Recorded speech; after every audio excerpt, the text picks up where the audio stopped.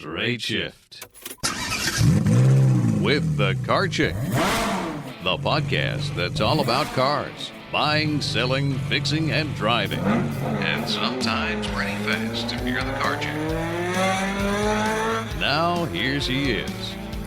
Welcome, everyone, and happy holidays. No matter what your cultural background, your religious beliefs, or where you live, the winter holidays can be such a great and joyous time. Between the festive celebrations, family gatherings, which, that can be a plus or minus depending on your level of family drama. But, food, lots and lots of delicious food. So the winter holidays can be really great.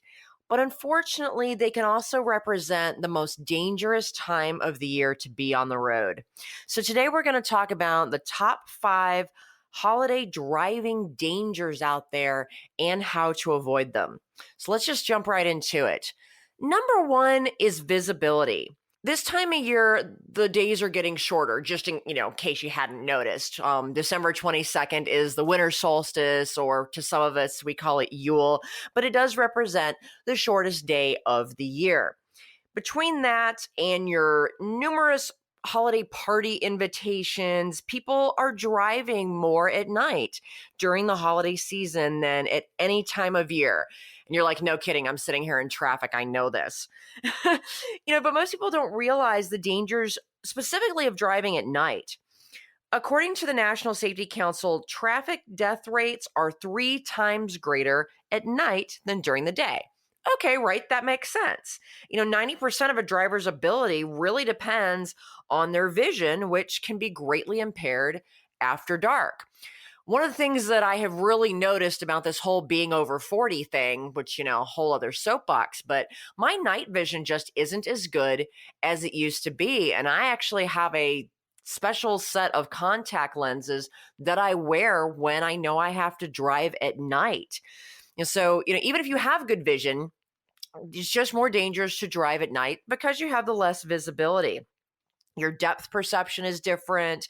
Your color recognition, you can kind of see some of those halos sometimes around lights, especially if your vision is not as great as it was, when we were a little bit younger. But, our peripheral even is diminished after sundown. And the bottom line is our vision is just a little more impaired at night. Twilight is actually one of the most dangerous times to drive because your eyes are constantly changing to adapt to the changing light and the growing darkness. So your brain's just kind of going, oh, what's going on? So turn on your headlights as soon as the sun begins to set. The law says if the street lights are on, your headlights should be on. And a lot of cars do have automatic headlights now that do sense when it's getting darker, and they just turn the headlights on for you because, the cars don't trust us to do the right thing. And they're not wrong. A lot of people don't realize that turning your headlights on is not just about you being able to see. You may be able to see just fine, but it's still harder for other people to see you, especially those of you who drive silver and gray cars.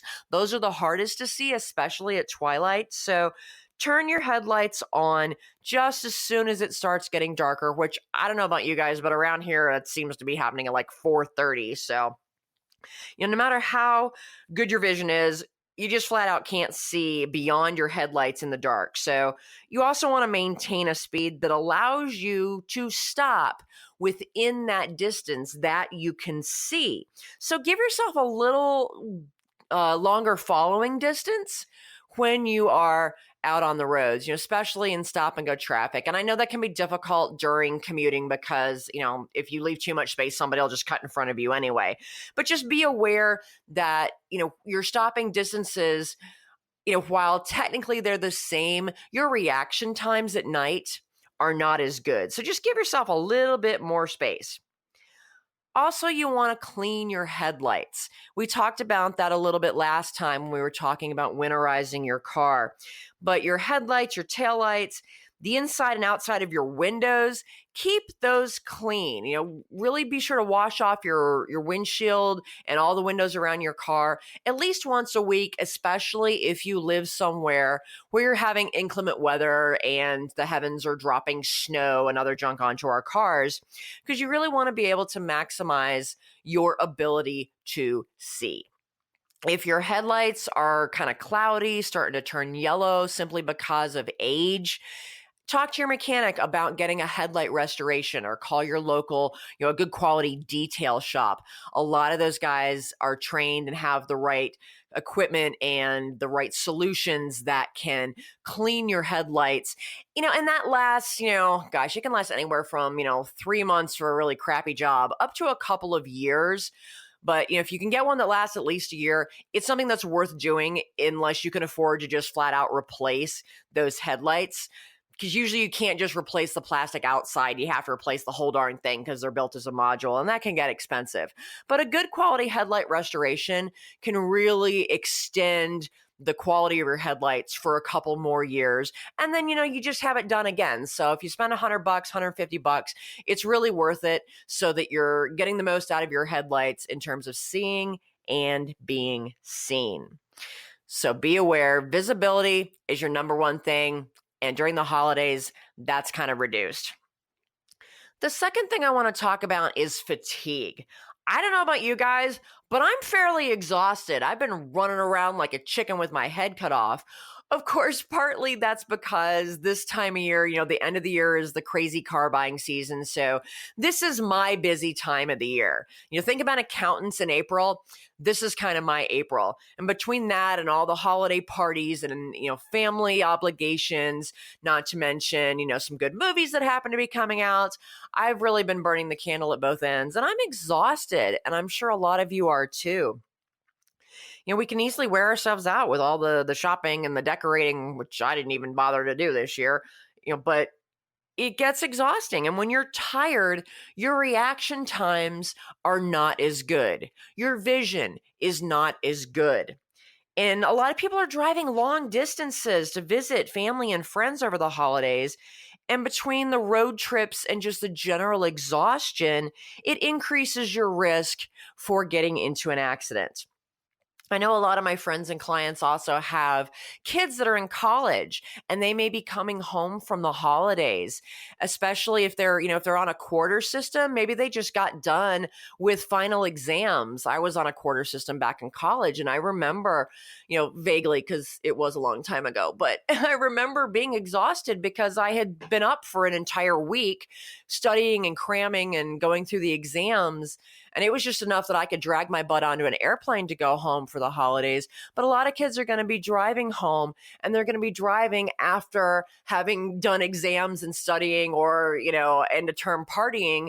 And they're going to be even more exhausted. And the chances of them falling asleep at the wheel or just not having as good a reaction times are greatly increased. So if you've got kids who are going to be coming home for the holidays and driving home from school, please remind them that they need to get some good, solid sleep before they jump in the car to come home.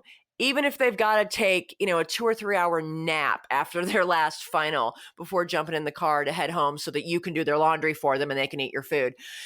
Let them get that rest, because it will keep them a lot safer on the road. And of course, number 3, this should not surprise anyone, but yep, alcohol. Holiday party goers are out there drinking. And, during those festive events, people can kind of lose their judgment and indulge in an extra cup of eggnog that they really should not have had. But alcohol is still one of the top factors in traffic fatalities. So, I know texting is kind of getting up there, but drunk driving is still in the top 3. And, when you're combine alcohol with being tired as well, that's just a recipe for disaster, because alcohol increases your risk of falling asleep behind the wheel. When you're tired, one drink can feel like five. I mean, how many of you have had a glass of wine and just immediately zonked out when, normally you could handle 2 or 3 glasses and get through the night? I'm a lightweight, so it's real easy for me to have one glass of wine. It's like, okay, I'm done. I'm going to bed. And I know that when I drink, I don't ever drive. That's just one of my hard, fast rules. And I'm lucky. Fortunately, we've got a great place, wine bar down the street from my house. So my car has spent the night in the Grapevine parking lot from time to time, and I've just walked home or grabbed that Uber. There is really no excuse for drunk driving because we have Uber and Lyft and all those great apps now that, if you can still operate your phone, you can call one of those to bring you home safely. It's never, ever, ever worth the risk of drinking and driving. You want to stay safe and keep everybody else safe on the roads during the holidays. So watch your alcohol consumption. Don't drive while you're sleepy, and be extra alert about the other drivers around you because you don't know how much they might have had to drink. If you see any signs of sloppy driving, weaving over the lane, kind of speeding up, slowing down, that could be because they're texting. It could be for a variety of reasons. But if you see people driving inconsistently, a little erratically, or just plain stupidly, get around them and just stay away from them because it's not worth it. And, don't hesitate to call the police if you do see someone that is driving very dangerously. I have been behind someone who kept kind of listing off to the side of the road and then jerking back on, and lifting off the side of the road and jerking back on. And I did not know whether that person was drunk, if they were on their phone texting, or if they were literally falling asleep at the wheel, but it was terrifying. And so I did get on my phone and I did call the police and, report their license plate number and told them exactly where I was on the highway. And I just said, please just send someone out to find this person and just see what's going on with them because they are a danger to themselves and others. Well, I'm going to take a quick break and just for 60 seconds. And when we come back, we're going to talk about weather, distracted driving, and this crazy thing that happened to a lady in the Walmart parking lot in Rock Hill, South Carolina. I'll be right back.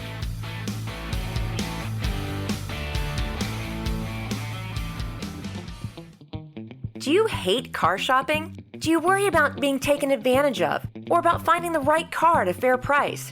Buying a car can be a frustrating and time-consuming experience. But what if you could get a great deal without having to do a ton of research, without having to haggle, and without the fear of buying a lemon?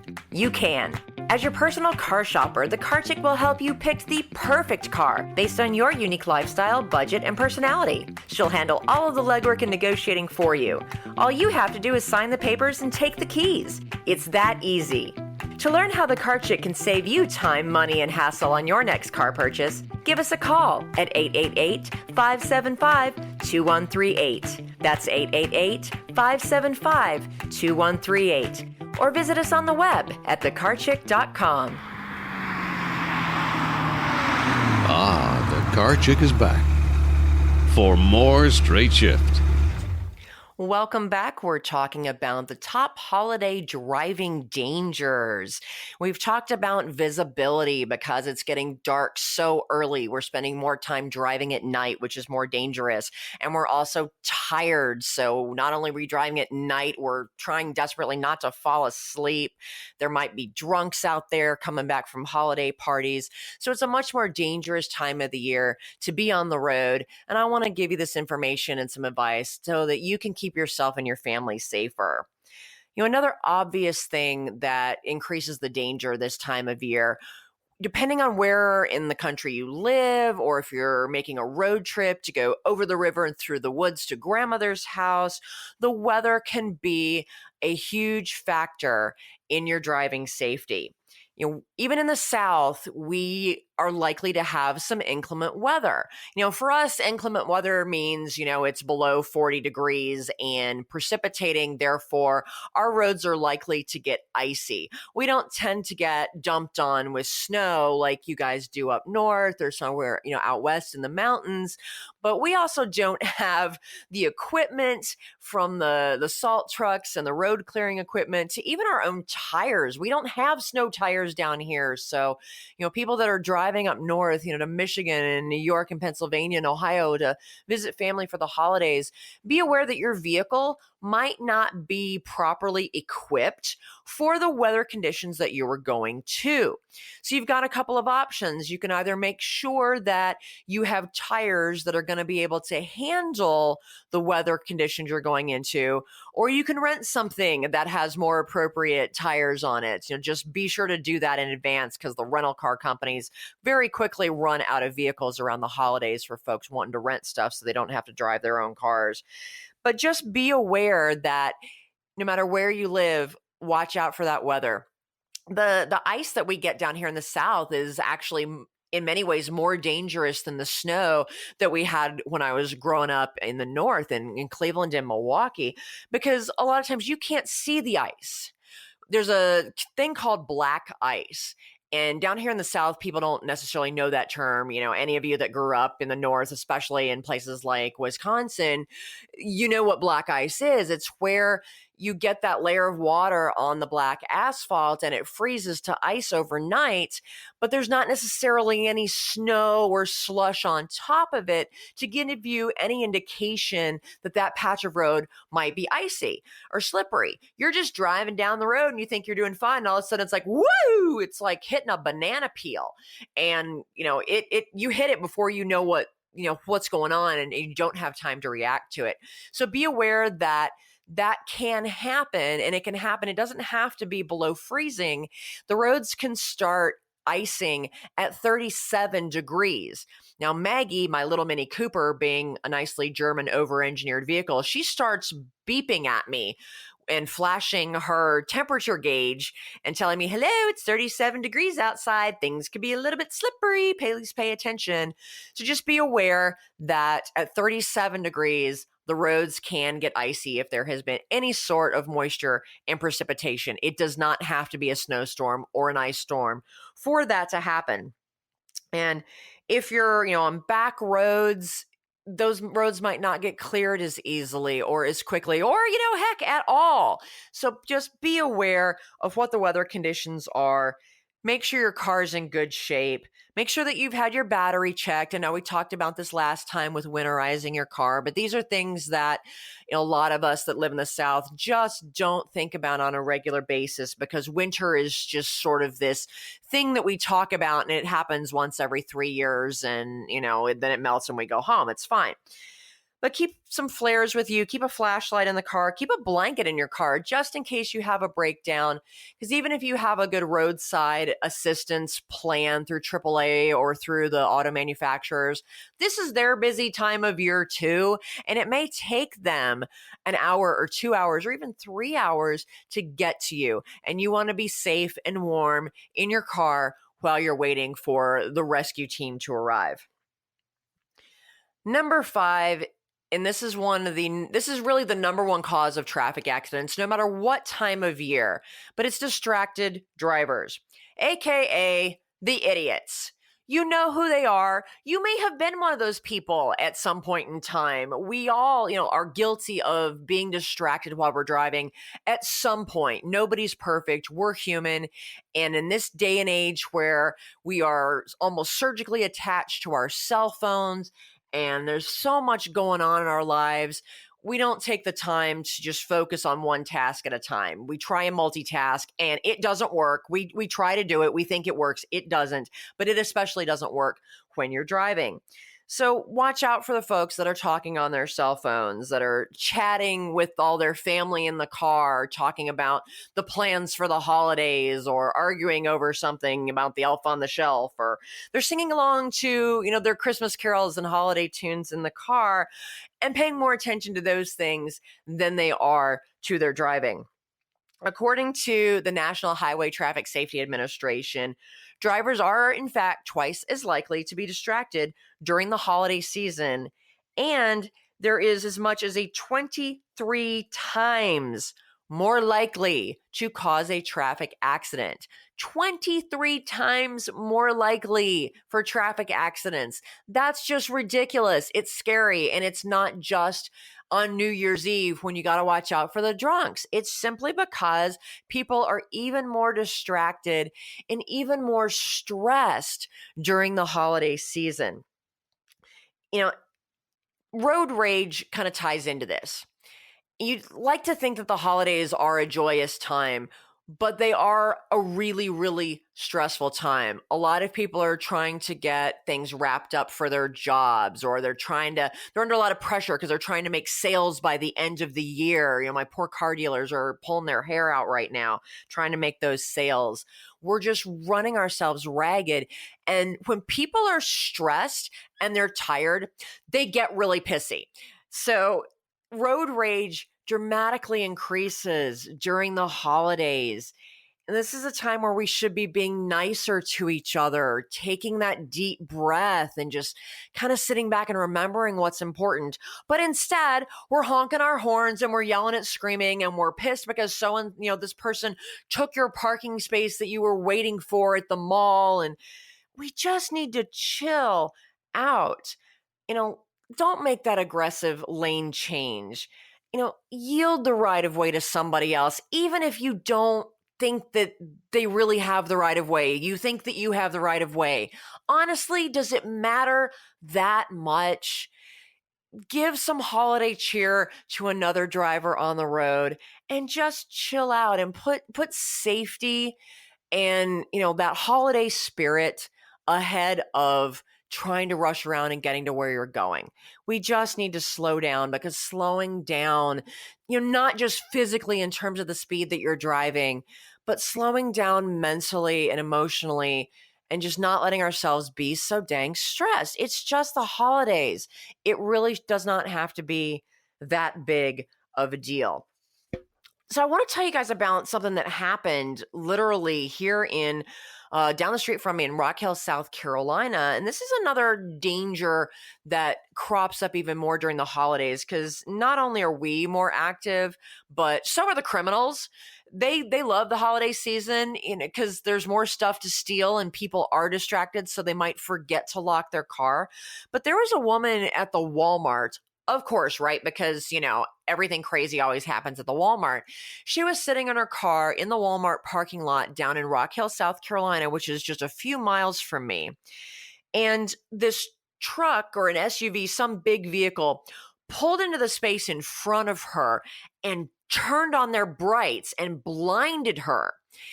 And while she was kind of reeling from these huge bright truck lights right in her face, two guys get out of that truck and come around to either side of her car. And they were wearing hoodies that were pulled down low, and they were trying to get into her car. Thankfully, she had locked her doors as soon as she got in the car, which you should always do for this reason. And she was able to kind of overcome her shock and put the car into reverse and get the heck out of there before they could break into her car. She didn't know if they were, trying to carjack her, if they were trying to kidnap and harm her, if they just wanted the stuff that she just bought at Walmart.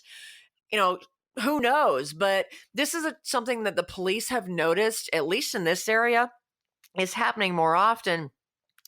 Carjackers are using the blind you with the brights technique to help them carjack your car and break in. So there's a couple things that we need to learn from this situation.